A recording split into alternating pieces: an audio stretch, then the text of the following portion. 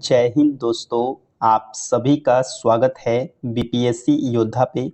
दोस्तों हमने एक नया सीरीज स्टार्ट किया है जो कि आप स्क्रीन पे देख पा रहे होंगे। ये आपका लूसेंट का सब्जेक्टिव बुक है और दोस्तों बता दूं कि ये आपका 18वां संस्करण 2025 है।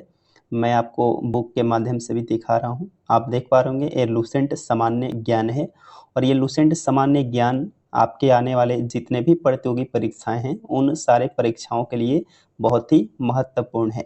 और दोस्तों बता दूं कि इसका ऑब्जेक्टिव भी आता है, लेकिन दोस्तों हमने सब्जेक्टिव को स्टार्ट किया है क्योंकि ऑब्जेक्टिव तो ऑलरेडी सभी लोग पढ़े होते हैं।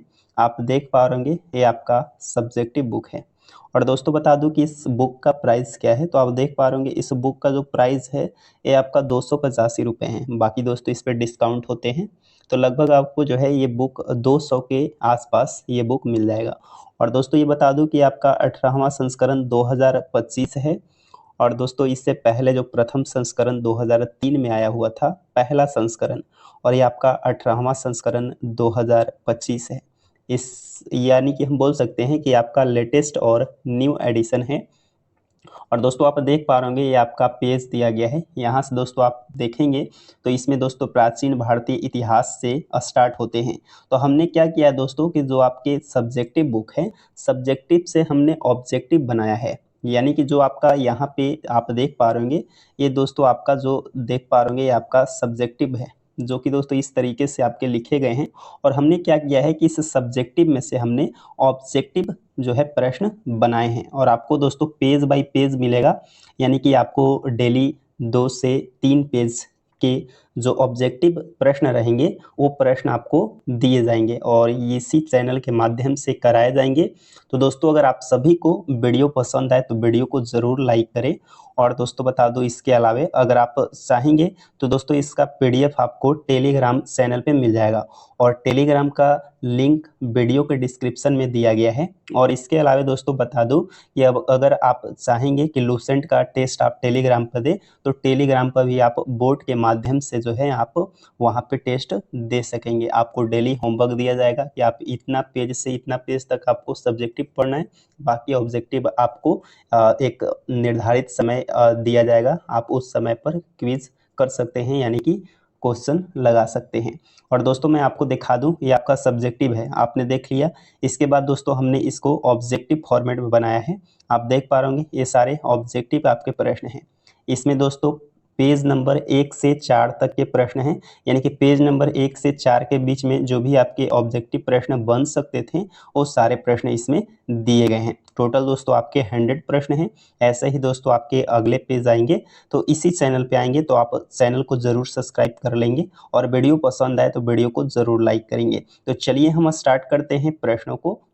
तो चलिए हम स्टार्ट करते हैं। आज के इस वीडियो में हम पेज नंबर 1 से 4 तक के बीच में जो भी आपके ऑब्जेक्टिव प्रश्न बने हैं उन प्रश्नों को डिस्कस करेंगे। जो कि दोस्तों आज का जो आपका पहला प्रश्न दिया गया है कि भारत एक प्राचीन कबीले उत्तर में रहने वाले लोगों का एक समूह का नाम था, इसका उल्लेख मिलता है। तो दोस्तों बता दूं कि इसका उल्लेख जो है ऋग्वेद में मिलता है। ऑप्शन नंबर डी राइट है। दोस्तों बता दूं कि ऋग्वेद में भारत एक प्राचीन कबीले उत्तर पश्चिम में रहने वाले लोगों का एक समूह था, इसका उल्लेख ऋग्वेद से मिलता है। दोस्तों बात करें ऋग्वेद के बारे में तो ऋग्वेद जो है सबसे प्राचीन वेद है। सबसे प्राचीन वेद जो है वो आपका कौन सा है, तो आपका ऋग्वेद है। कौन सा वेद है, ऋग्वेद है। दोस्तों बात करें इसमें तो इसमें आपके 10 मंडल हैं। कितने मंडल हैं, 10 मंडल हैं। 1028 सूक्त हैं और 10,462 ऋचाएँ का उल्लेख किया गया है। और ऋचाओं के पढ़ने वाले ऋषि को होत्र कहते हैं। क्या कहते हैं, होत्र कहते हैं। दोस्तों बात करें हम मंडल तो दोस्तों बात करें हम तीसरे मंडल। तीसरे मंडल में दोस्तों गायत्री मंत्र का उल्लेख है। क्या है, गायत्री मंत्र का उल्लेख है और इसकी रचना विश्वामित्र के द्वारा की गई थी। गायत्री मंत्र की रचना तीसरे मंडल में है। कौन से मंडल में है, तीसरे मंडल में है। इसके बाद दोस्तों बात करें 9वें मंडल में। 9वें मंडल में दोस्तों देवता सोम का उल्लेख है। किसका, देवता सोम का उल्लेख 9वें मंडल में है। बात करें 10वें मंडल में। 10वें मंडल में दोस्तों पुरुष सूक्त है। क्या है, पुरुष सूक्त जो है आपके 10वें मंडल में है। ये बातें आपको ध्यान में रखना है। दोस्तों बात करें हम अथर्ववेद तो अथर्ववेद दोस्तों सबसे बाद का वेद है, यानी कि सबसे बाद में जो जोड़ा गया वेद था वो अथर्ववेद है। अथर्वा ऋषि के द्वारा रचित इस वेद में जादू टोना, पाप वशीकरण के बारे में जिक्र किया गया है अथर्ववेद में। दोस्तों बात करें सामवेद, साम का अर्थ होता है गान, क्या होता है गान, और दोस्तों इसको भारतीय संगीत का जनक कहा जाता है, किसे, सामवेद को, आपको ध्यान में रखना है। इसके बाद है आपका यजुर्वेद, यजुर्वेद में दोस्तों यज्ञ के समय जो बलि दिए जाते हैं उसका उल्लेख दोस्तों यजुर्वेद में है, और दोस्तों जो यज्ञ किए जाते हैं और यज्ञ के उपरांत जो मंत्र के उच्चारण होते हैं उसका भी वर्णन यजुर्वेद में किया गया है। और यजुर्वेद एकमात्र ऐसा वेद है जो गद और पद दोनों में है। ये प्रश्न बार बार पूछे जाते हैं कि एकमात्र कौन सा वेद है जो गद और पद दोनों में है, तो दोस्तों आपका यजुर्वेद है। क्या है, यजुर्वेद है। गद का मतलब होता है कविता और पद का मतलब होता है कहानी, ये दोनों दोस्तों कौन सा है, यजुर्वेद में है। यजुर्वेद के दो पार्ट्स हैं, आपको ध्यान में रखना है। यजुर्वेद के दो पार्ट्स हैं, पहला दोस्तों आपका है शुक्ल यजुर्वेद, क्या है, शुक्ल यजुर्वेद। इसके बाद दूसरा आपका है कृष्ण यजुर्वेद, क्या है, कृष्ण यजुर्वेद। ये दोस्तों आपके यजुर्वेद के दो भाग हैं। तो इतने सारे प्रश्न एक प्रश्न से आपके बने। आगे बढ़ेंगे और दोस्तों हम अगले प्रश्न को देखेंगे। अगला दोस्तों प्रश्न संख्या 2 दिया गया है। क्या है प्रश्न आपका, संस्कृत भाषा के व्याकरण की रचना करने वाले एक महान विद्वान थे। तो संस्कृत भाषा के व्याकरण की रचना करने वाले जो विद्वान थे उनका नाम दोस्तों क्या है, पाणिनि, क्या है, पाणिनि, आपको ध्यान में रखना है। इसके बाद दोस्तों हम बात करें आर्यभट्ट, आर्यभट्ट के द्वारा जो रचित महत्वपूर्ण पुस्तकें हैं वो दोस्तों कौन कौन से हैं, तो दोस्तों आपका है पहला जो पुस्तक है वो दोस्तों आपका है आर्यभट्टीय, ये भी दोस्तों संस्कृत में लिखा गया पुस्तक है आर्यभट्टीय। इसके अलावा दोस्तों आपका है 10 गीतिका, 10 गीतिका, इस ग्रंथ में खगोल शास्त्र के मूलभूत सिद्धांत और ग्रहों की गणनाएं का नियम दिया गया है। इसके बाद दोस्तों अगला जो बुक है इनका तंत्र है, क्या है, तंत्र, यह भी आर्यभट्ट की एक प्रमुख कृति के रूप में जानी जाती है। आगे बढ़ेंगे और दोस्तों हम अगले प्रश्न संख्या 3 को देखेंगे, जो कि दोस्तों प्रश्न संख्या आपका 3 दिया गया है। क्या है प्रश्न आपका, प्राचीन इतिहास के साधन के रूप में, क्या है, प्राचीन इतिहास के साधन के रूप में वैदिक साहित्य में ऋग्वेद के बाद कौन सा ब्राह्मण का स्थान है। तो ऋग्वेद के बाद जो आपके ब्राह्मण ग्रंथ के स्थान आते हैं वो स्थान दोस्तों आपका है शतपथ, क्या हो जाएगा, शतपथ। ऑप्शन नंबर ए आपका बिल्कुल राइट आंसर हो जाएगा। आगे बढ़ेंगे और दोस्तों हम अगले प्रश्न को देखेंगे। अगला दोस्तों प्रश्न संख्या 4 दिया गया है कि बौद्ध धर्म के हीनयान संप्रदाय के प्रमुख ग्रंथ कौन सा है। तो बौद्ध धर्म के हीनयान जो कि एक प्रकार का संप्रदाय है और इसका जो प्रमुख ग्रंथ है वो दोस्तों आपका कथावस्तु है, क्या है, कथावस्तु। ऑप्शन नंबर ए आपका बिल्कुल राइट आंसर हो जाएगा। दोस्तों बात करें हम बौद्ध धर्म, तो बौद्ध धर्म के जो संस्थापक थे वो दोस्तों कौन थे, गौतम बुद्ध थे। कौन थे, गौतम बुद्ध जो थे ये बौद्ध धर्म के संस्थापक थे। कौन, गौतम बुद्ध। गौतम बुद्ध की बात करें हम, बचपन का नाम क्या था, सिद्धार्थ नाम था, क्या नाम था, सिद्धार्थ। इनकी माता का नाम दोस्तों क्या था, महामाया, क्या नाम था, महामाया इनकी माता का नाम था। लेकिन जो लालन पालन किए थे इनका, यानी कि जन्म के उपरांत दोस्तों इनकी माता की मृत्यु हो गई थी, तो इनका लालन पालन जो किए थे उनका नाम था प्रजापति गौतमी, क्या नाम था, प्रजापति गौतमी, क्या नाम था, प्रजापति गौतमी। दोस्तों बात करें इनकी विवाह, तो इनकी विवाह दोस्तों यशोदा के साथ हुआ था, किसके साथ, यशोदा के साथ हुआ था। और दोस्तों बात करें हम, इनका एक पुत्र था, इनका पुत्र का नाम क्या था, राहुल, क्या नाम था, राहुल इनके पुत्र का नाम था। आगे बढ़ेंगे और दोस्तों हम अगले प्रश्न को देखेंगे, प्रश्न संख्या 5 को। प्रश्न संख्या जो है आपका 5 दिया गया है। क्या है प्रश्न आपका कि अफगानिस्तान के गजनी प्रांत के सुल्तान मोहम्मद गजनबी ने अपने भारत विजय के दौरान जीते हुए लोगों एवं प्रांतों के बारे में जानना चाहता था। इस काम के लिए वह किस विद्वान को अपने साथ लाया था। यानी कि दोस्तों ये लंबा चौड़ा प्रश्न आपसे पूछा गया है, लेकिन इस प्रश्न में आपको क्या ध्यान रखना है कि पूछा गया है आपसे कि मोहम्मद गजनबी के साथ भारत आने वाला जो विद्वान था उसका नाम क्या था, बस यही आपका प्रश्न है। तो दोस्तों उस विद्वान का नाम था अल बरूनी, क्या था, अल बरूनी। ऑप्शन नंबर आपका सी राइट आंसर हो जाएगा। दोस्तों यहाँ पर दिया गया है इब्न बतूता, तो दोस्तों आपको ध्यान में रखना है इब्न बतूता दोस्तों कहाँ का यात्री था, तो ये दोस्तों ये मोरक्को का यात्री था। कहाँ का था? मोरक्को का। ये आपको पूछे गए प्रश्न हैं, आपको ध्यान में रखना है। आगे बढ़ेंगे और हम अगले प्रश्न को देखेंगे। अगला दोस्तों प्रश्न संख्या 6 दिया गया है। 6 नंबर आपका प्रश्न क्या दिया गया है कि निम्नलिखित में से कौन सा पुराण और उनसे संबंधित वंश के संदर्भ में गलत है। तो दोस्तों एक तरफ आपके पुराण दिए गए हैं और एक तरफ वंश दिए गए हैं। ये लूसेंट में आपका दिया गया है। अब आप लूसेंट पढ़े होंगे तो देखे होंगे, एक आपका सारणी बना हुआ है और उस सारणी में जो है एक बातें बताई गई हैं। तो दोस्तों बता दूं, पहला जो आपका है वो आपका है विष्णु पुराण। विष्णु पुराण का जो संबंध है वो दोस्तों किससे है? तो ये आपका मौर्य वंश से है, जो कि दोस्तों ये आपका बिल्कुल ही सही हो जाएगा। ये आपका बिल्कुल सही है। इसके बाद दोस्तों अगला आपका है मत्स्य पुराण। ये दोस्तों जो है आंध्र सातवाहन से बिल्कुल सही है। वायु पुराण दोस्तों ये आपका गुप्त वंश से संबंधित है, बिल्कुल सही है। तीनों ही सही हैं। तो दोस्तों इसका राइट आंसर हो जाएगा ऑप्शन नंबर बी हो जाएगा, उपयुक्त में से कोई नहीं, यानी कि कोई भी गलत नहीं है, सारे सही हैं। आपको ध्यान में रखना है। आपको ध्यान में क्या रखना है कि मौर्य वंश का जो संबंध है ये दोस्तों वायु पुराण से है। किससे है? वायु पुराण से है। वहीं दोस्तों बात करें मत्स्य पुराण, इसका संबंध जो है आंध्र सातवाहन वंश से है। वायु पुराण का संबंध गुप्त वंश से है। आगे बढ़ेंगे। अगला दोस्तों प्रश्न संख्या 6 दिया गया है कि स्त्री की सर्वाधिक गिरी हुई स्थिति निम्नलिखित में से प्राप्त होती है। तो महिलाओं की गिरी हुई स्थिति दोस्तों एक मैत्रेयी संहिता से प्राप्त होती है। ऑप्शन नंबर सी आपका बिल्कुल राइट आंसर हो जाएगा। प्रश्न संख्या 8 दिया गया है कि गोपद किस वेद की ब्राह्मण ग्रंथ है? गोपद, तो गोपद दोस्तों ये आपका अथर्ववेद से है। किससे है? ये अथर्ववेद से है। ऑप्शन नंबर ए राइट हो जाएगा। दोस्तों एक प्रश्न आपको यहाँ पे बता दूं, वेद त्रयी, वेद त्रयी में दोस्तों कौन कौन से वेद शामिल हैं? क्या आपको ये पता है वेद त्रयी में कौन कौन से वेद शामिल हैं? तो 3 वेद शामिल हैं। कौन कौन से वेद शामिल हैं? तो पहला दोस्तों आपका है ऋग्वेद, इसके बाद दोस्तों आपका यजुर्वेद और ये सामवेद। अथर्ववेद जो है ये वेद त्रयी के अंतर्गत नहीं आते हैं। ये भी बातें आपको ध्यान में रखना है। आगे बढ़ेंगे। अगला जो आपका दोस्तों प्रश्न दिया गया है, अगला दोस्तों प्रश्न संख्या 9 है।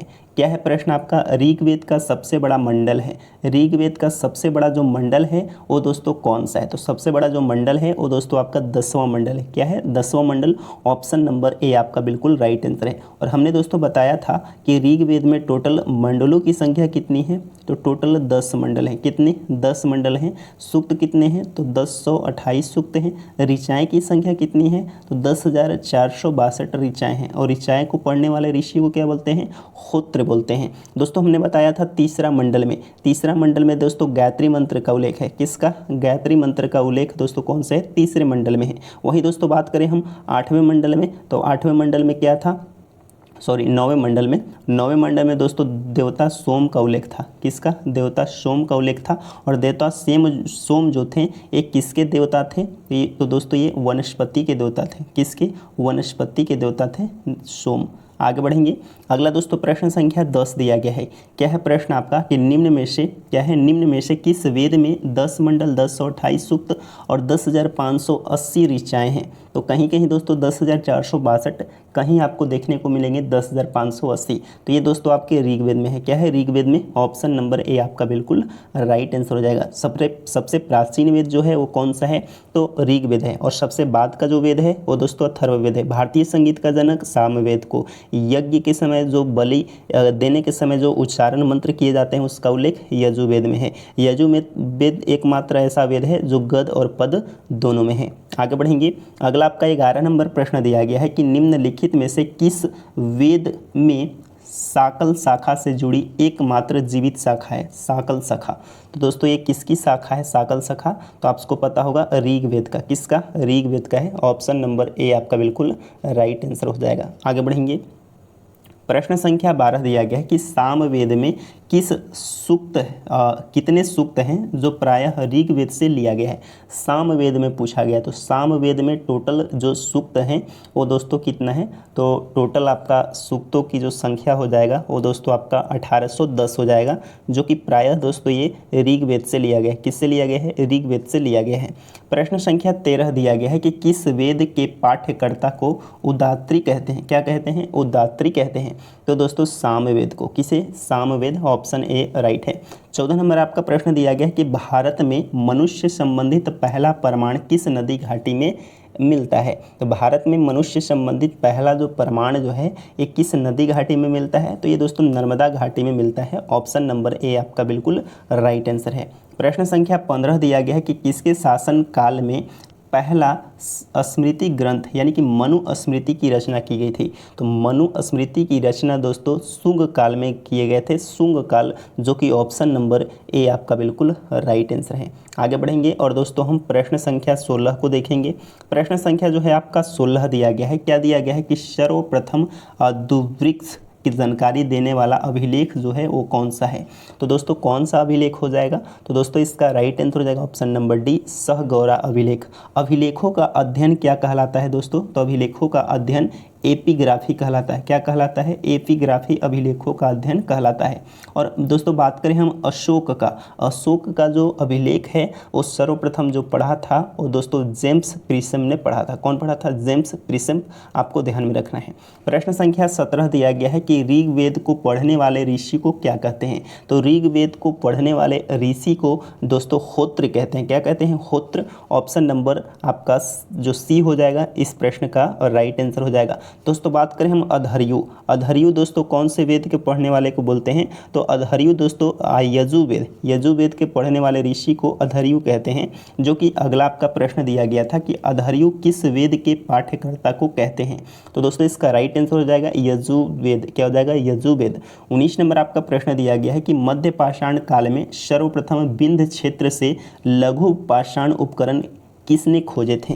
तो लघु पाषाण उपकरण मध्यकाल में सर्वप्रथम विंध्य के क्षेत्र में किसने खोजा था, तो दोस्तों राइट आंसर हो जाएगा CL करलाइन। कौन, CL करलाइन। ऑप्शन नंबर सी आपका बिल्कुल राइट आंसर हो जाएगा। दोस्तों बात करें हम विंध्य की पर्वत, आपने पढ़ा होगा विंध्य की पर्वत क्या है, ये भारत को दोस्तों दो बराबर भागों में बांटती है, उत्तर भारत और दक्षिण भारत। उत्तर भारत में जो भाषाएं बोलने वाले हैं वो दोस्तों इंडो यूरोपियन की भाषाएं बोलते हैं। कौन से, इंडो यूरोपियन परिवार की भाषाएं बोलने वाले की लोग हैं। और दोस्तों बात करें दक्षिण में दोस्तों द्रविड़ परिवार की भाषाएं बोलने वाले के बहुमत मिलता है। आपको ध्यान में रखना है उत्तर भारत और दक्षिण भारत।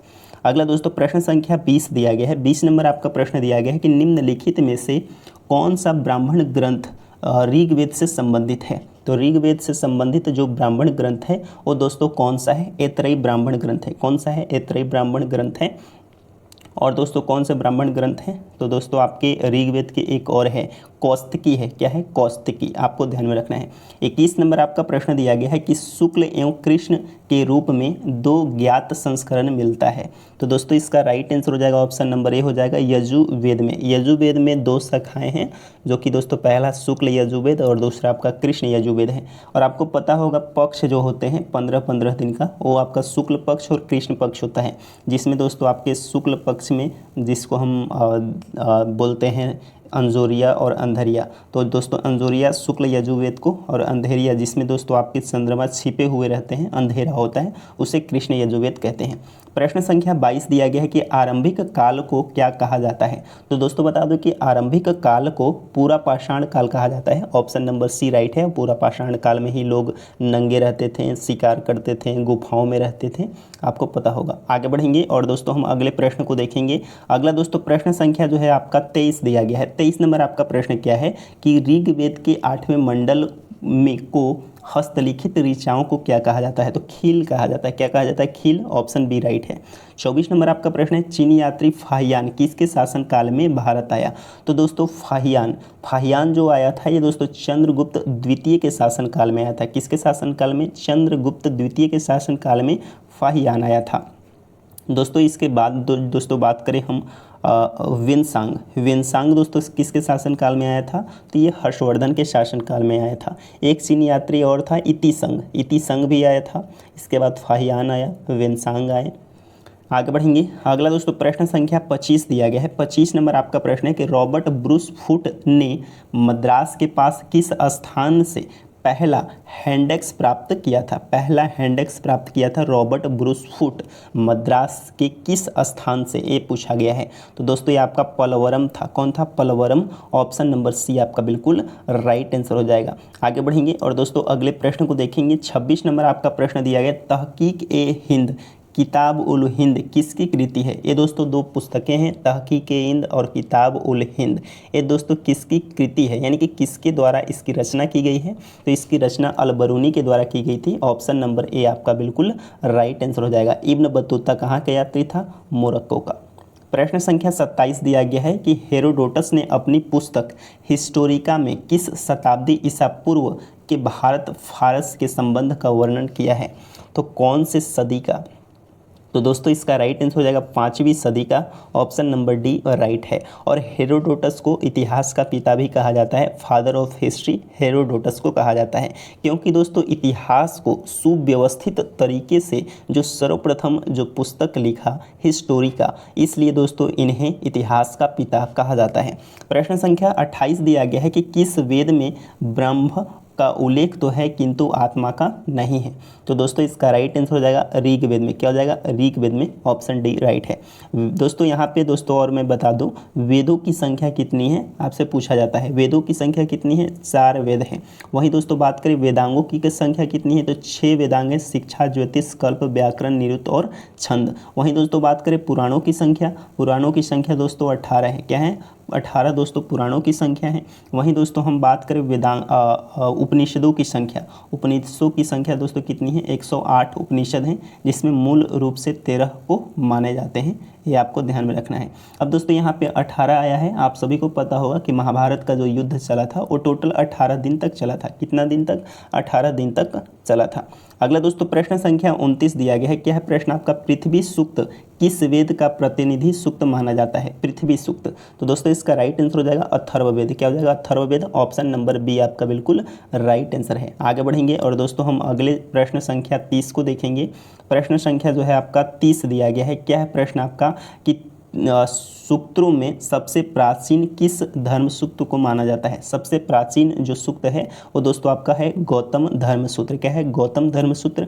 31 नंबर आपका प्रश्न है, ऐतिहासिक दृष्टि से किस वेद का महत्व इस बात में है कि इसमें सामान्य मनुष्य के विचारों और अंधविश्वासों का विवरण मिलता है? तो हमने बताया था आपका जादू टोना, पाप, वशीकरण, जिसमें पाप, पुण्य, अंधविश्वास आदि के बारे में जिक्र जो है अथर्ववेद में किया गया है। अथर्ववेद। ऑप्शन नंबर सी आपका बिल्कुल राइट आंसर है। प्रश्न संख्या 32 दिया गया कि प्रसिद्ध यूनानी प्राचीन लेखक टेसियस किस देश के का राजवैद था? टेसियस। तो टेसियस दोस्तों आपका ईरान का हो जाएगा। ऑप्शन नंबर बी आपका राइट आंसर है। 33 नंबर आपका प्रश्न है, किस ब्राह्मण ग्रंथ में गंधार, शैल, कैकई, पंचाल, कौशल, विदेह आदि राजाओं का उल्लेख मिलता है? तो दोस्तों इसका राइट आंसर हो जाएगा शतपथ ब्राह्मण ग्रंथ में। 34 नंबर आपका प्रश्न दिया गया है कि वामना अवतार के 3 पंगों में आख्यान प्राचीनतम स्रोत किस वेद से मिलता है? वामना अवतार जो कि दोस्तों ये आपके कृष्ण हरि भगवान के वामना अवतार था, और इसका उल्लेख दोस्तों आपके ऋग्वेद में मिलता है, ऋग्वेद में मिलता है। और इसमें दोस्तों इसकी माता जो थी वो दोस्तों अदिति थी। कौन थी? अदिति। और पिता महाकैश्यप थे। और दोस्तों जो ये वामना अवतार जो है दक्षिण भारत में उपेंद्र के नाम से जाने जाते हैं, जिसमें दोस्तों इंद्र को जो है दोबारा जो है इंद्रलोक दिलाने के लिए भगवान कृष्ण ने वामना अवतार लिया था। आगे बढ़ेंगे। प्रश्न संख्या 35 दिया गया है। क्या है प्रश्न आपका? गड्ढे के नीचे घर बनाकर रहने को क्या कहा जाता है? तो नीचे गड्ढे में रहने वाले को गर्तावास बोलते हैं। क्या बोलते हैं? गर्तावास। और इसका उल्लेख ज़्यादातर दोस्तों आपके बोल सकते हैं कि साक्ष्य जम्मू कश्मीर से मिलते हैं, बुर्ज होम का यानी कि गर्तावास का। ऑप्शन नंबर डी आपका बिल्कुल राइट आंसर हो जाएगा। आगे बढ़ेंगे और दोस्तों हम 36 नंबर प्रश्न को देखेंगे। थोड़ा दोस्तों हम फास्ट करते हैं। 36 नंबर आपका प्रश्न दिया गया है कि विदेशी यात्रियों से मिलने वाली जानकारी के क्रम में निम्न में से कौन सा कथन सही है? आपको बताना है कि कौन सा कथन सही है। पहला आपका है कि भारत का भूगोल नामक पुस्तक टॉलमी ने लिखा था। यह पुस्तक प्रथम शताब्दी में लिखी गई थी। तो दोस्तों इसका राइट आंसर जो हो जाएगा ऑप्शन नंबर सी हो जाएगा। क्या हो जाएगा? केवल 2 आपका सही है। भारत का भूगोल नामक पुस्तक टॉलमी ने लिखा। क्या पूछा गया है आपसे? कौन सा कथन सही है? तो दोस्तों इसका जो राइट आंसर हो जाएगा ऑप्शन नंबर सी हो जाएगा। केवल जो है आपका 2 सही है। क्या है? केवल 2 सही है। आगे बढ़ेंगे। अगला दोस्तों प्रश्न संख्या 37 दिया गया है कि वेदों को भली भांति समझने के लिए कितने वेदांगों की रचना की गई थी। मैंने जस्ट बताया था 6 वेदांग थे, शिक्षा, ज्योतिष, कल्प, व्याकरण, निरुक्त और छंद। 38 नंबर प्रश्न, निम्न में से किस पुस्तक में कश्मीर के प्रत्येक शासक के काल की घटनाओं का जो है कालानुसार वर्णन दिया गया है। तो दोस्तों इसका जो राइट आंसर हो जाएगा ऑप्शन नंबर सी हो जाएगा, कलहन की राजतरंगिणी। क्या हो जाएगा? कलहन की राजतरंगिणी। और इसमें दोस्तों कश्मीर के इतिहास के घटनाओं का क्रम अनुसार वर्णन किया गया है। 39 नंबर आपका प्रश्न है, वेदांगों के संदर्भ में कौन सा वेदांग कर्मकांडीय विधि से संबंधित है। तो दोस्तों इसका राइट आंसर हो जाएगा कल्प। क्या हो जाएगा? कल्प। 40 नंबर प्रश्न है, चारों आश्रमों का उल्लेख मिलता है। तो चारों आश्रमों का उल्लेख दोस्तों आपके जवालोपनिषद में मिलता है, जिसमें 4 आश्रम बताए गए हैं। गृहस्थ है, गृहस्थ, वानप्रस्थ, संन्यास। पहला दोस्तों आपका क्या है? तो पहला आपका ब्रह्मचर्य, दूसरा है गृहस्थ, तीसरा है वानप्रस्थ और चौथा है संन्यास। 4 आश्रमों का उल्लेख है। 41 नंबर प्रश्न है आपका, फाहियान ने अपने विवरण में किस राज्य के समाज एवं संस्कृति के बारे में वर्णन किया है। तो दोस्तों इसका राइट आंसर हो जाएगा ऑप्शन नंबर सी हो जाएगा, मध्य प्रदेश। क्या हो जाएगा? मध्य प्रदेश। आगे बढ़ेंगे और दोस्तों हम अगले प्रश्न को देखेंगे। अगला दोस्तों प्रश्न संख्या जो है आपका 42 दिया गया है कि किस ब्राह्मण ग्रंथ में राज्याभिषेक के नियम एवं कुछ प्राचीन राजाओं के नाम दिए गए हैं। तो दोस्तों इसका राइट आंसर हो जाएगा ऐतरेय। क्या हो जाएगा? ऐतरेय। 43 नंबर प्रश्न है, ऋग्वेद के 10वें मंडल में कौन सा सूक्त वैदिक समाज शास्त्र का प्रकाश डालता है। तो दोस्तों इसका राइट आंसर हो जाएगा पुरुष सूक्त, जिसमें दोस्तों आपके 4 वर्ण बताए गए हैं। पहला दोस्तों आपको बताया गया है कि ब्रह्मा के पैर से जो जन्म लिए हैं शूद्र, जांग से जो जन्म लिए हैं वैश्य, भुजाओं से जो जन्म लिए हैं क्षत्रिय, और दोस्तों मुख से जो जन्म लिए हैं वो हैं ब्राह्मण। ये बातें दोस्तों पुरुष सूक्त में बताई गई है और पुरुष सूक्त दोस्तों 10वें मंडल में वर्णित किया गया है। अगला दोस्तों 44 नंबर आपका प्रश्न दिया गया, सबसे पहले इतिहास के 3 भागों में बांटने का श्रेय कौन से इतिहासकार को जाता है। तो क्रिस्टोफ सेलियरस, जो कि ऑप्शन नंबर बी आपका बिल्कुल राइट आंसर है। 45 नंबर पर प्रश्न है, कलहन के द्वारा रचित पुस्तक राजतरंगिणी है। तो राजतरंगिणी में दोस्तों किसका उल्लेख किया गया है। तो इसमें दोस्तों राजाओं का नदी, ऑप्शन नंबर बी राइट है। 46 नंबर आपका प्रश्न है, वेनसांग भारत कब आया था। तो दोस्तों बता दो कि वेनसांग भारत जो आया था ये 7वीं सदी में आया था, ऑप्शन सी राइट है। 47 नंबर प्रश्न है, किस वेद के पाठ्यकर्ता को उदात्री कहते हैं। तो उदात्री दोस्तों कहते हैं आपके सामवेद का। किसका? सामवेद का। होत्री ऋग्वेद का। 48 नंबर आपका प्रश्न दिया गया, किस वेद में आर्य की राजनीति प्रणाली, इतिहास एवं ईश्वर की महिमा के बारे में जानकारी मिलती है। तो दोस्तों इसका राइट आंसर हो जाएगा आपका ऋग्वेद। क्या हो जाएगा? ऋग्वेद। आगे बढ़ेंगे और दोस्तों हम 39 नंबर प्रश्न को देखेंगे। 49 नंबर प्रश्न। 49 नंबर आपका प्रश्न दिया गया है। क्या है प्रश्न आपका? नारद स्मृति किस युग के विषय में जानकारी प्रदान करता है। नारद स्मृति राइट आंसर हो जाएगा गुप्त काल। क्या हो जाएगा? गुप्त काल। 50 नंबर आपका प्रश्न दिया गया, किस वेद में यज्ञों के नियम और विधि विधानों का संकलन मिलता है। तो दोस्तों इसका राइट आंसर हो जाएगा ऑप्शन नंबर बी हो जाएगा, यजुर्वेद में। अगला आपका 51 नंबर प्रश्न दिया गया, निम्नलिखित में से राख के साक्ष्य किस पुरापाषाणिक स्थल से मिलता है। राख के टीले। राख के टीले दोस्तों ये आपको कहाँ से मिलता है। तो राइट आंसर हो जाएगा ऑप्शन नंबर सी हो जाएगा, कुरनूल गुफा से। कहाँ से? कुरनूल गुफा से। अगला आपका 52 नंबर प्रश्न दिया गया कि निम्न में से किसने इब्न बतूता को दिल्ली का काजी पद पर नियुक्त किया तथा बाद में उसे अपना राजदूत बनाकर चीन भेजा। तो दोस्तों इसका राइट आंसर हो जाएगा ऑप्शन नंबर ए हो जाएगा, मोहम्मद बिन तुगलक। क्या हो जाएगा? मोहम्मद बिन तुगलक। 53 नंबर प्रश्न है, शौनक और पेपलाद किस वेद की शाखाएं हैं। पेपलाद है, रौनक है, शौनक है। इसके अलावे दोस्तों बहुत सारे हैं, यानी कि 18 थे या नहीं 8 थे। कितने? 8 थे शाखाएँ। तो दोस्तों ये जो शाखाएँ हैं ये दोस्तों अथर्ववेद का है। किसका? अथर्ववेद का। ऑप्शन ए राइट है। 54 नंबर प्रश्न है, निम्न पुराणों में सबसे प्राचीन और प्रमाणिक पुराण कौन सा है। तो सबसे प्रमाणिक और प्राचीन जो पुराण है वो दोस्तों आपका मत्स्य पुराण है और इसका संबंध आंध्र सातवाहन वंश से था। 55 नंबर प्रश्न, विश्वामित्र के द्वारा रचित ऋग्वेद के किस मंडल में सोम देवता का उल्लेख है। सोम देवता का उल्लेख मैंने दोस्तों बताया है 9वें मंडल में। कौन से 9वें मंडल में? ऑप्शन नंबर डी आपका बिल्कुल राइट आंसर है। आगे बढ़ेंगे और दोस्तों हम अगले प्रश्न संख्या 56 को देखेंगे। प्रश्न संख्या जो है आपका 56 दिया गया। क्या है प्रश्न आपका? आरंभिक मानव के औजार किससे बने होते थे। आरंभिक मानव का जो औजार है ये दोस्तों किससे बने होते थे। तो दोस्तों हड्डियों के, पत्थर के, लकड़ी के उपयुक्त सभी आपका राइट आंसर है, उपयुक्त सभी राइट आंसर है। 57 नंबर प्रश्न आपका ऋग्वेद में अग्नि के लिए कितने ऋचाओं की जो है रचना की गई है अग्नि के लिए? तो अग्नि के लिए दोस्तों आप सभी को पता होगा 200, और वही इंद्र के लिए दोस्तों कितना? इंद्र के लिए 250। अगला दोस्तों 58 नंबर प्रश्न दिया गया है कि निम्न में से किस वेद में ब्राह्मण ब्रह्म ज्ञान, धर्म, जादू टोना, रोग निवारण, तंत्र मंत्र आदि अनेक विषयों का वर्णन है? हमने बताया था अथर्ववेद में। कौन से? अथर्ववेद, ऑप्शन बी राइट है। 59 नंबर प्रश्न प्राचीन भारत का पहला सुव्यवस्थित इतिहास अर्ली हिस्ट्री ऑफ इंडिया 1904 में किसने तैयार किया था? तो Vincent author Smith, option number A right है। 60 नंबर प्रश्न चीनी यात्री वेनसांग ने किस विश्वविद्यालय में अध्ययन किया था? तो दोस्तों इसका राइट आंसर हो जाएगा ऑप्शन नंबर सी हो जाएगा, नालंदा में। कहाँ? नालंदा। 61 नंबर प्रश्न आपका इतिसंघ भारत किस सदी में आया था? इतिसंघ जो भारत आया था ये दोस्तों आपके 7वीं सदी के अंत में आया था, ऑप्शन नंबर सी राइट है।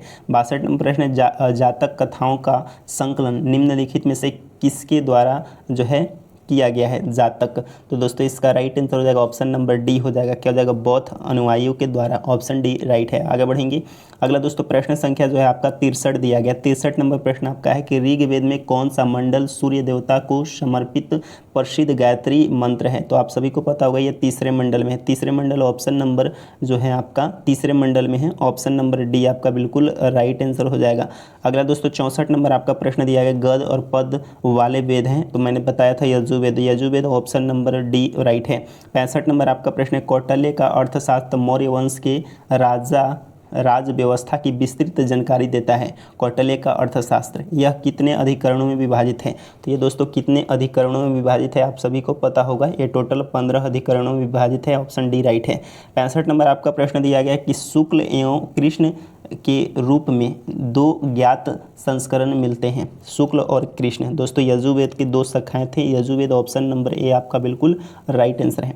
67 नंबर आपका प्रश्न दिया गया कि किस वेद में सभा और समिति प्रजापति की 2 पुत्रियां कहा गया है? तो दोस्तों इसका उल्लेख दोस्तों कौन से वेद में है? तो अथर्ववेद में है, ऑप्शन नंबर बी राइट है।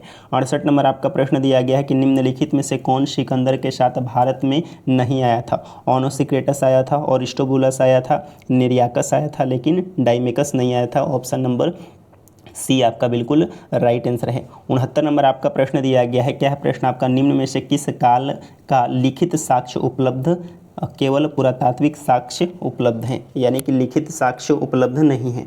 तो उस काल को दोस्तों हम प्रागैतिहासिक काल कहते हैं कि जिस काल में लेखन कला उपलब्ध नहीं होता है उसे प्रागैतिहासिक काल कहते हैं। और जिस काल में लेखन कला उपलब्ध है लेकिन उस लेख को पढ़ा नहीं गया है, क्या नहीं किया गया है? पढ़ा नहीं गया है, उस काल को हम क्या कहते हैं? तो आधे ऐतिहासिक काल कहते हैं। ऐतिहासिक काल उस काल को कहते हैं जिस काल में लेखन कला उपलब्ध है और उस लेखों को पढ़ा गया है। आगे बढ़ेंगे और दोस्तों हम अगले प्रश्न को देखेंगे। अगला दोस्तों प्रश्न संख्या जो है 70 दिया गया है। 70 नंबर आपका प्रश्न क्या दिया गया है कि किस वेद के कई छेदों में प्रयुक्त अधन्य शब्द का संबंध गाय से है? तो ये दोस्तों इसका उल्लेख कौन से वेद में है? तो दोस्तों इसका राइट आंसर हो जाएगा ऑप्शन नंबर ए हो जाएगा, ऋग्वेद में अधन्य शब्द दोस्तों गाय के लिए प्रयोग किया गया है। 71 नंबर प्रश्न है अर्थशास्त्र के कितने प्रकरणों में विभाजित किया गया है? तो अर्थशास्त्र को टोटल दोस्तों 180 प्रकरणों में विभाजित किया गया है। 72 नंबर है पहली सदी में नेचुरल हिस्ट्री नामक पुस्तक की रचना किसने लिखी जिसने भारत के पशुओं, पौधे और खनिज पदार्थों की जानकारी मिलता है? तो दोस्तों ये जो लिखा गया था नेचुरल हिस्ट्री, ये पुस्तक दोस्तों लिखा गया था प्लिनी के द्वारा, ऑप्शन नंबर ए राइट है। 73 नंबर प्रश्न आपका है डायनेसियस जो मिस्र नरेश टोलमी फिलेडेल्फस का राजू था जो किसके दरबार में आया था? तो दोस्तों ये जो डायनेसियस था ये किसके राज दरबार में आया था? तो ये दोस्तों चंद्रगुप्त मौर्य के दरबार में आया था। डाइमेकस दोस्तों किस में आया था? तो बिंदुसार में। अगला आपका 74 नंबर प्रश्न संहिता किसे कहा जाता है? तो संहिता दोस्तों किसे कहा जाता है? तो चारों वेदों को सम्मिलित रूप से संहिता कहा जाता है, ऑप्शन नंबर सी राइट है। 75 नंबर प्रश्न है रहेला किसके द्वारा लिखा गया यात्रा वृत्तांत है? रहेला दोस्तों लिखा गया था किसके द्वारा? तो ये इब्न बतूता के द्वारा लिखा गया था, ऑप्शन नंबर ए राइट है। 76 नंबर है किस वेद के परीक्षित के कुरुओं को राजा कहा गया है? तो दोस्तों इसका राइट आंसर हो जाएगा ऑप्शन नंबर ए अथर्ववेद। क्या हो जाएगा? अथर्ववेद। आगे बढ़ेंगे। अगला दोस्तों प्रश्न संख्या जो है 77 दिया गया है कि निम्न में से सबसे प्राचीन वेद किसे माना गया है? सबसे प्राचीन वेद जो है आपका ऋग्वेद है, ऑप्शन नंबर बी राइट है। 78 नंबर प्रश्न है मौर्य के पहले का इतिहास तथा मौर्योत्तर राजनीति अवस्था नहीं, यहाँ पे व्यवस्था हो जाएगा। क्या हो जाएगा? व्यवस्था। क्या हो जाएगा, व्यवस्था। व्यवस्था की जानकारी जो है मिलती है या प्राप्त होती है। तो दोस्तों इसका जो राइट आंसर हो जाएगा ऑप्शन नंबर ए हो जाएगा, मुद्रा राक्षस। अगला दोस्तों प्रश्न संख्या 79 दिया गया है कि जैन साहित्य को क्या कहा गया है। जैन साहित्य को आगम कहा गया है। आगम ऑप्शन नंबर डी राइट है। 80 नंबर प्रश्न दिया गया कि सस्वर पाठ से लिए गए मंत्रों तथा बलि के समय अनुष्ठान के लिए नियमों का संकलन दोस्तों यजुर्वेद में है। Yajurveda option number D right है और गद और पद दोनों में है, एकमात्र वेद। अगला आपका है औषधि का उल्लेख सबसे पहले किस वेद में मिलता है। औषधि का उल्लेख, औषधि का उल्लेख दोस्तों किस वेद में सर्वप्रथम बोला गया है, इसलिए आपका ऋग्वेद हो जाएगा। क्या हो जाएगा, ऋग्वेद। 82 नंबर प्रश्न दिया गया है पेरिप्लस ऑफ द एथेरियन सी के लेखक कौन हैं। तो दोस्तों इसके लेखक जो हैं वो अज्ञात लेखक हैं, ऑप्शन नंबर ए राइट है। 83 नंबर प्रश्न आपका दिया गया कि कौथुम, राणीय और जैमिनीय और तलवाकार किस वेद की शाखाएं हैं। ये दोस्तों किसकी शाखाएं हैं, तो दोस्तों इसका राइट आंसर हो जाएगा ऑप्शन नंबर सी हो जाएगा, सामवेद का। किसका, सामवेद। आगे बढ़ेंगे और दोस्तों हम अगले प्रश्न को देखेंगे, जो कि दोस्तों अगला जो है प्रश्न संख्या 84 दिया गया है कि किस पुस्तक में पहली बार लिपि शब्द का प्रयोग हुआ था। लिपि शब्द का प्रयोग सर्वप्रथम दोस्तों अष्टाध्यायी के पुस्तक में हुआ था, या व्याकरण की पहली पुस्तक। निम्नलिखित में से क्या वेदांग नहीं है। निम्नलिखित में से क्या वेदांग नहीं है, मतलब कौन सा वेदांग नहीं है। तो कल्प है, छंद है, शिक्षा है, लेकिन मुंडक दोस्तों ये आपके वेदांग में नहीं आते हैं। 86 नंबर प्रश्न है पुष्यमित्र शुंग के विषय में जानकारी देने वाला पुस्तक महाभाष्य के रचनाकार कौन थे। तो महाभाष्य के जो रचनाकार थे वो दोस्तों कौन थे, पतंजलि। 87 नंबर प्रश्न दिया गया कि गार्गी संहिता में आक्रमण का उल्लेख है। तो दोस्तों इसका राइट आंसर हो जाएगा ऑप्शन नंबर बी हो जाएगा, यवन। 88 नंबर प्रश्न आपका शतपथ ब्राह्मण संबंधित है। शतपथ ब्राह्मण दोस्तों संबंधित है किससे, तो दोस्तों इसका जो राइट आंसर हो जाएगा वो दोस्तों ऑप्शन नंबर आपका डी हो जाएगा, यजुर्वेद से। 89 नंबर प्रश्न आपका है ऋग्वेद में इंद्र के लिए कितने ऋचाओं की रचना की गई है। इंद्र के लिए दोस्तों 250 और अग्नि के लिए 200। 90 नंबर प्रश्न चीनी यात्री वेनसांग किस शासनकाल के समय भारत आया था। वेनसांग आया था हर्षवर्धन के शासनकाल में। आगे बढ़ेंगे। अगला दोस्तों प्रश्न संख्या 91 दिया गया है कि अरबी लेखक अलबरूनी किसके साथ भारत आया था। अलबरूनी दोस्तों किसके साथ आया था, तो मोहम्मद गजनबी के साथ। 92 नंबर प्रश्न है वामन भगवान के दक्षिण भारत में किस नाम से जाना जाता है। उपेंद्र के नाम से, ऑप्शन नंबर बी राइट है। 93 नंबर प्रश्न दिया गया कि मार्को पोलो 13वीं शताब्दी के अंत में किस देश की यात्रा पर आया था। तो दोस्तों ये आपको हो जाएगा मार्को पोलो। तो ये दोस्तों पांड्य देश, ऑप्शन नंबर बी आपका बिल्कुल राइट आंसर है। प्रश्न संख्या 94 दिया गया है कि किस ब्राह्मण में स्त्री को पुरुष की अर्धांगिनी कहा गया है।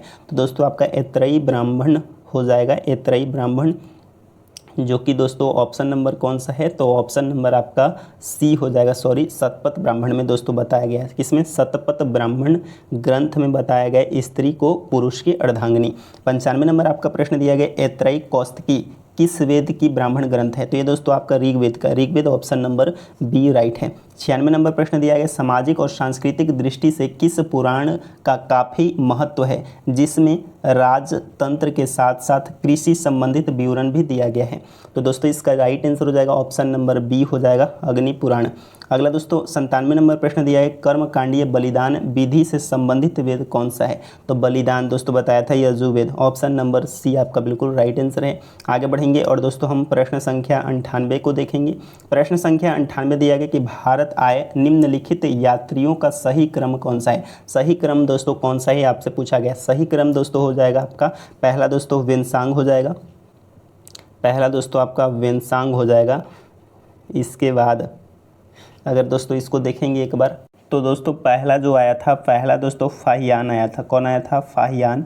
फिर दोस्तों आया इतिसंग, कौन आया, पहला दोस्तों आया था फाहियान। यहाँ पे दोस्तों एक बार मिटा के इसको सही करते हैं, एक नंबरिंग दे देते हैं। पहला नंबर पे जो आया था, पहला नंबर पे दोस्तों फाहियान आया था। फिर दूसरे नंबर पे दोस्तों सयुगन आया था। तीसरे नंबर पे दोस्तों वेनसांग आया था और चौथे नंबर पे दोस्तों इतिसंग आया था।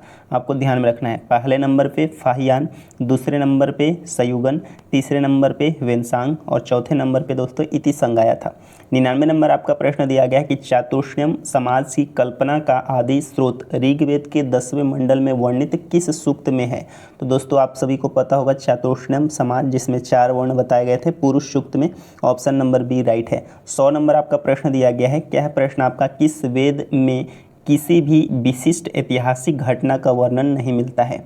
तो दोस्तों इस प्रश्न का जो राइट आंसर हो जाएगा ऑप्शन नंबर आपका बी हो जाएगा, पहला और दूसरा में, यानी कि ऋग्वेद में और यजुर्वेद में। आगे बढ़ेंगे, अगला आपका 101 नंबर प्रश्न दिया गया, फाहियान भारत कब आया था। तो फाहियान दोस्तों भारत कब आया था, तो ये दोस्तों आपके 5वीं सदी के प्रारंभ में, ऑप्शन नंबर सी राइट है। तो दोस्तों यहाँ पे टोटल 101 प्रश्न थे, पेज नंबर 1 से 4 तक में। तो दोस्तों उम्मीद करता हूँ कि आप सभी को ये वीडियो पसंद आया हो, और दोस्तों वीडियो पसंद आया हो तो वीडियो को ज़रूर लाइक करें, और दोस्तों आप टेलीग्राम चैनल को ज़रूर सब्सक्राइब कर लेंगे, यानी कि टेलीग्राम चैनल से आप जुड़ जाएंगे। टेलीग्राम चैनल का लिंक वीडियो के डिस्क्रिप्शन में दिया गया है, और वहाँ पे दोस्तों जैसे ही 100 स्टूडेंट होंगे तो दोस्तों मैं वहाँ पे क्विज स्टार्ट कर दूँगा। क्विज़ के माध्यम से आपको डेली दोस्तों आपको होमवर्क दिए जाएंगे और होमवर्क कंप्लीट करवाए जाएंगे, जिसमें आपके current affair, history, polity, geography, economics, physics, chemistry, biology के प्रश्न रहेंगे। और दोस्तों ये चैप्टर वाइज क्विज चलेगा। तब तक के लिए धन्यवाद।